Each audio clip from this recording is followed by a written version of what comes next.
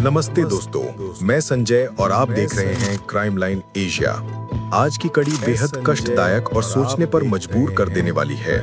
ये कहानी है मोरंग के लेटांग नगर पालिका से आई 12 साल की मासूम अंशु गौतम की।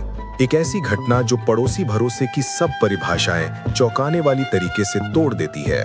7 अक्टूबर की शाम लेटांग 2 स्कूल चौक के पास अंशु अपनी सहेली यूरिका महत्रा के साथ खेल रही थी। वो अपने 59 वर्षीय पड़ोसी पदम बहादुर अधिकारी को बाजे कहकर बुलाती थी और उन पर पूरा भरोसा करती थी। इतना कि कभी-कभी मोबाइल चलाने भी उनके घर चली जाती थी। पर शाम तक अंशु घर नहीं लौटी।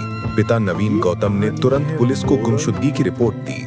खोजी टीम ने प्रयास किए, लेकिन 17 दिनों तक कोई सुराग नहीं मिला।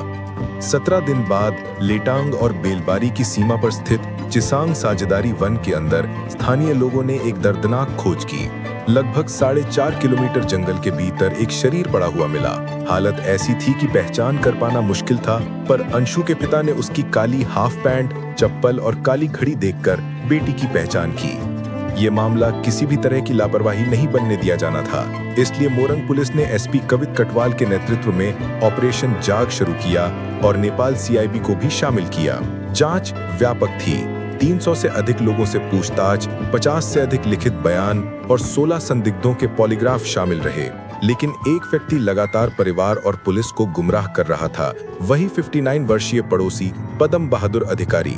वो घटना के बाद भी परिवार के साथ मिलकर अंशु को ढूंढने का दिखावा कर रहा था और शव मिलने के दिन भी घटना स्थल पर मौजूद था। आगे की छानबीन और पदम बहादुर के बयान ने एक भयावह सिलसिले की झलक दी।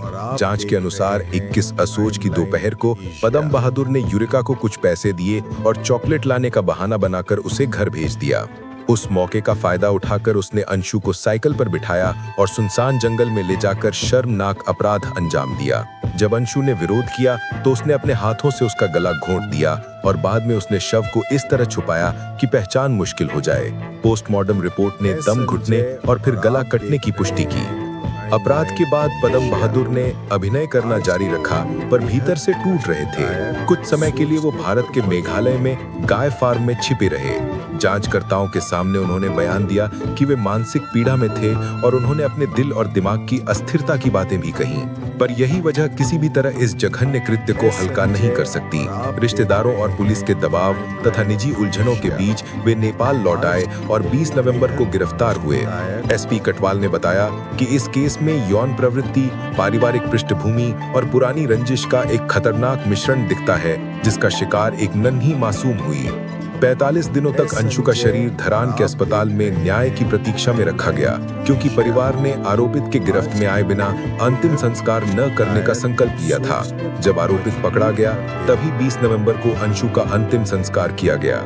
मामला इसलिए भी दर्दनाक है क्योंकि आरोपी का परिवार पहले ही इसी तरह के अपराध से जुड़ा पाया गया था, और ये हमें सोचने पर मजबूर करता है कि हमारा समाज, हमारी सुरक्षा और भरोसा किन किस्सों के बीच है। अब आप बताइए, आपकी राय में अंशु गौतम के परिवार को न्याय दिलाने के लिए पदम बहादुर अधिकारी को कौन सी सजा दी जानी चाहिए? अपनी राय नीचे कमेंट में साझा करें। अगर आपको ये रिपोर्ट महत्वपूर्ण लगी हो तो इसे लाइक और शेयर करें और क्राइम लाइन एशिया को सब्सक्राइब करना ना भूलें। धन्यवाद, और याद रखिए, सच और न्याय के लिए आवाज उठाना हमारा कर्तव्य है।